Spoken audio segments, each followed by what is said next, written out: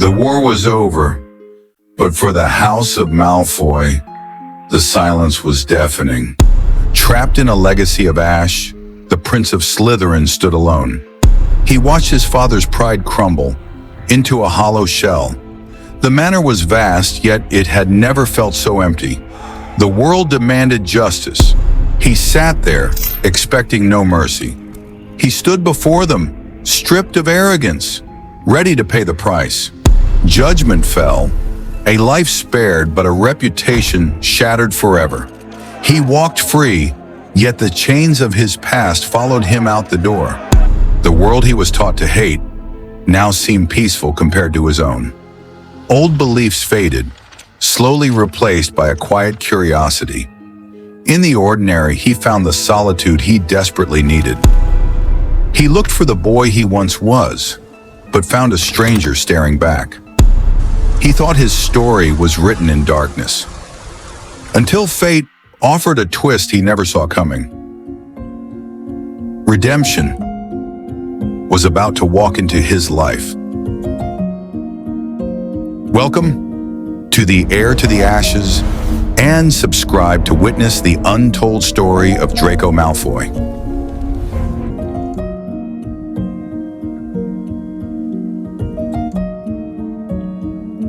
Did you see the wand I got at Ollivander's?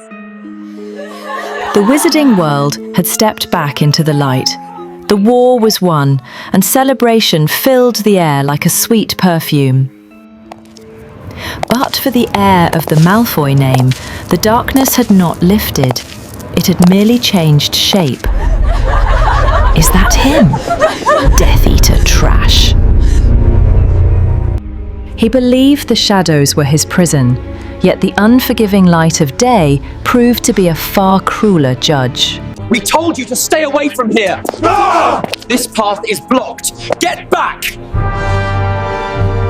Look who it is! The snake slithering out of its hole! You don't belong here, Malfoy! You poison everything you touch! He did not reach for his wand. He did not fight back. In the silence of his heart, he knew he deserved every blow.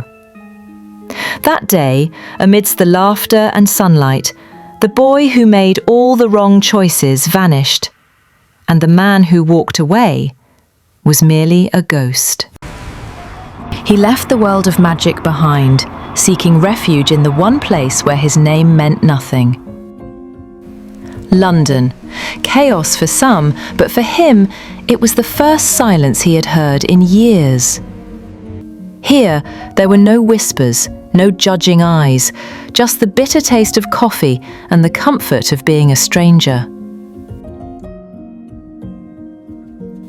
He had been taught to pity them, to rule them. Now he simply watched them and wondered how they lived so freely without magic. He saw fathers who didn't demand greatness. He saw sons who smiled without fear. It was a world he had never known.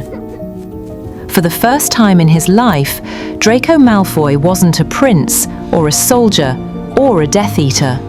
He was just a man. And in the heart of a city that didn't know his sins, he finally found a place to rest. The noise had faded. London's rain gave him the peace the wizarding world never could. But in the silence, memories scream the loudest. No one asked your opinion. "You filthy mudblood," he once called her. There is no escape, Draco. You belong to the darkness now. That voice of arrogance, it stung his own ears today. Words cannot be taken back, and some wounds cannot be healed by apologies alone. He thought he was pure. He was so wrong. It hurt back then, but looking back, it brought him peace. Perhaps he needed that punch. Perhaps he deserved it. Some memories break you, and some make you human. Solitude was his only companion, until she arrived. A silent light cutting through the darkness. Astoria Greengrass. She didn't look at him the way the world did. There was no hatred in her eyes, just an unspoken understanding. Perhaps it wasn't all over yet.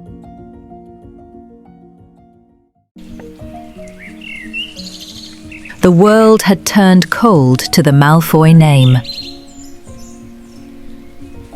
But he found a warmth he wanted to protect. She was fragile, like a winter rose.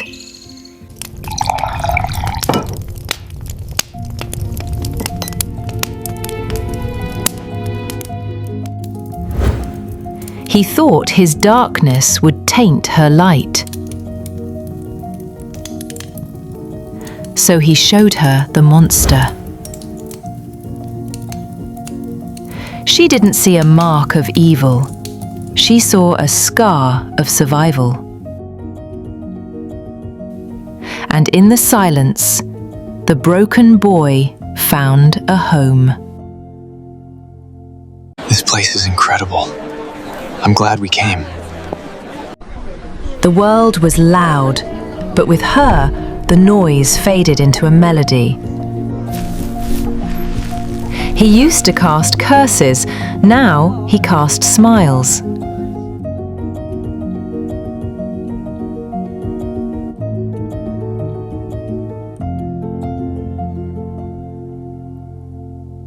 He leaned into the light he thought he had lost forever. But the shadow of her fate stood between them. He thought it was shy innocence. He didn't know that she was running out of time.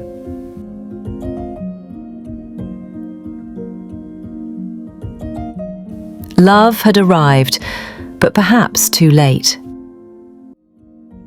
The hardest enemy to face was the boy in the mirror. Walking into the ministry felt like walking into a lion's den without a wand.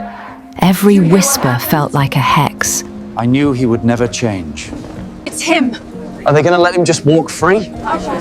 Every glance felt like a verdict. The air shifted, the crowd parted, and suddenly history was standing right in his path. Neville Longbottom, the boy Draco had mocked for years, was gone. In his place stood a man made of courage and earth, a victim who had become a victor, simply by refusing to break. And Potter, the chosen one. But looking at him now, Draco didn't see a hero. He saw just another soldier, trying to survive the peace he had fought for. Malfoy. Potter. The gap between them was filled with years of blood and insults, but as hands clasped, the bridge was finally built. It wasn't just a greeting, it was a burial of the boys they used to be. He walked past them. He didn't look back. He had walked through the gates of hell during the war, yet his hand trembled before this simple wooden door. The name Granger on the plaque felt heavier than any dark mark. The room smelled of old parchment and authority, a world he had once mocked, now a world he begged to enter. The girl he had tormented, and there stood the Weasley King, a wall of silence and suspicion. He didn't draw his wand, he didn't need to. His very presence was a reminder of every insult, every hex, and every betrayal Draco had ever committed. He lowered his head, not in defeat, but in truth. The word mudblood had poisoned his tongue for years. He simply offered the only thing he had left, his regret. She could have let him rot in his guilt, but Hermione Granger didn't fight darkness with darkness. A single nod, a quiet grace, that cut deeper than any curse. He turned away, leaving the weight of his childhood behind in that office. Ron watched him go, the guard finally lowered. There were no handshakes, no smiles, just the quiet understanding that the war was finally over. Stepping out into the London air, the sun felt different. It didn't burn, it embraced. For the first time in his life, the air didn't taste like ash and fear. It tasted like freedom. That ring held more than just a stone. It held the promise of a life he never thought he deserved. His heart was full of light, yet his hands carried the trembling weight of the unknown. She arrived, unaware. She had no idea that the sun was about to set on their peace forever. With every step, Draco was weaving the moment, waiting for the moonlight to witness his devotion. She excused herself for a trifle, a mundane task left undone, promising to return in a heartbeat. Draco waved her off, promising to wait, but the words held a secret weight. In his mind, he wasn't just waiting for her return, he was making a silent vow to wait for her until eternity. When she returned, time stood still. She was the light that had finally conquered his darkness. He knelt to offer her heaven, but in his eyes, she saw only the hell that awaited her. She reached for the dream, but the invisible chains of her fate pulled her back. The refusal wasn't on her lips, but in her soul. In a single heartbeat, she burned their story to ash. She ran. To save him from her pain, she ran away from the only love she ever knew. He remained frozen, a statue in the rain, unable to believe that his life just walked away, leaving him with death. But a Malfoy does not accept defeat. If fear took her away, he swore to hunt down that fear and destroy it. Rejection is a bitter pill, but silence is a poison. The storm raging outside was nothing compared to the chaos within him. He wouldn't leave, not tonight. Daphne Greengrass stood as the gatekeeper. She saw only a Malfoy, a reminder of a past she wanted to shield her sister from. She tried to drive him away with anger, with warnings. But in his desperation, she saw something she didn't expect. Love. If he was determined to walk into the fire, she decided he must know exactly how hot the flames truly were. Maledictus, a blood curse, a sentence written in her very veins. Suddenly, her silence made sense. She wasn't pushing him away to hurt him, she was trying to save him. Any other man would have run, but Draco was done running. He looked at Daphne not with fear, but with resolve. That night, he didn't just walk into a house. He stepped into a war against destiny itself. The storm outside Greengrass Manor was raging, but the silence buried in Astoria's heart was far more terrifying. She was packing her bags, ready to disappear into the shadows. She thought she could decide for both of them. She was wrong. She was running, not from him, but for him. She believed leaving was the only way to save him from her fate. But how do you run from a man who has chased shadows all his life? He didn't knock. He broke through. She froze, caught in the act of breaking her own heart just to keep Draco's whole. She screamed at him.